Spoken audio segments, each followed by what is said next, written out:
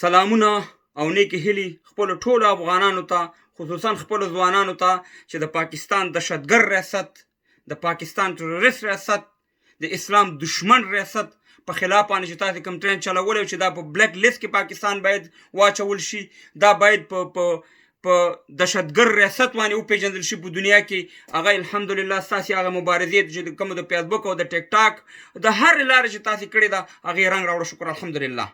زه در باندې دغه ویډیو د دهشتګرد ریاست شاه محمود قریشي در باندې ګورم، بیا د سره خبرې کوم چې وخت رانږدې دی چې پاکستان په بلیک لیست کې راشي او د دې دا مخ نور تور شي، ځکه دا د انسانیت او زمونږ د افغانستان نمبر 1 دشمن دی. دا ویډیو وګورئ بیا خبرې. हैरान हूँ, कल से मैं ट्रेंड देख रहा हूँ कि कुछ अफगानिस्तान के लोग और कुछ हिंदुस्तान की ईमा पर एक ट्रेंड चल रहा है सोशल मीडिया पे, सैंक्शन पाकिस्तान.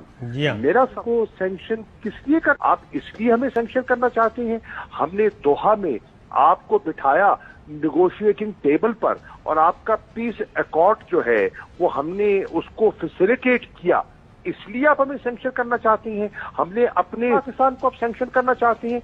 खुदारा ये क्या है पाकिस्तान? افغانان ورونو چې شاه محمود قریشي خپله وایي چې دا مه کوئ افغانانو، ځکه چې د دې مخ موږ دنیا ته ښکاره کړو.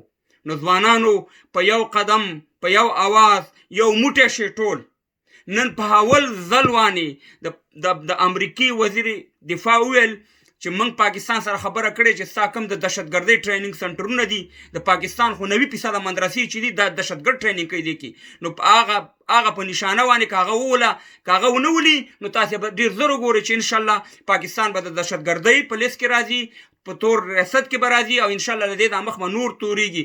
نو ځوانانو یو بل ته لاس ورکئ، همدغه وخت اختلافات هم پرېږدئ.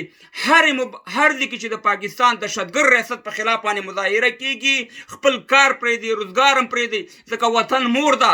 بې تور ریاست، پنجابي ریاست، دهشتګرد ریاست هغه چې د دوه نوي په شان چې وطن زموږ مور ده، زموږ د مور نه کالي او جامې ویستي، بیا هم هغه کار غواړي چې زموږ ملي اردو خدمه کړي، زموږ نظام د منځه ویستي.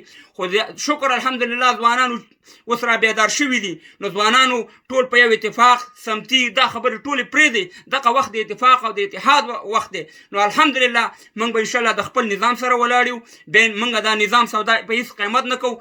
انشاءالله موږ له بل یو بیرغ هم نه دی منظور. تاسې له منظور دی افغانان ورونو په لکهو په میلیونهاو په خارج کې اوسېږي په داخل د افغانستان کې دا درې رنګه بیرغ به انشاءالله په هر ګوانې وي. انشاءالله د خپل نظام په شا باندې به ولاړ یو. موږ نن د بل چا پردي نظامونه منو، نه د بل چا بیرغونه منو، ټول په یو اتفاق شي. زنده باد افغانستان، زنده باد افغانان، زنده باد دا درې رنګه بیرغ، مرده باد د پاکستان دهشتګرد ریاست چې زموږ ماشومان شهیدان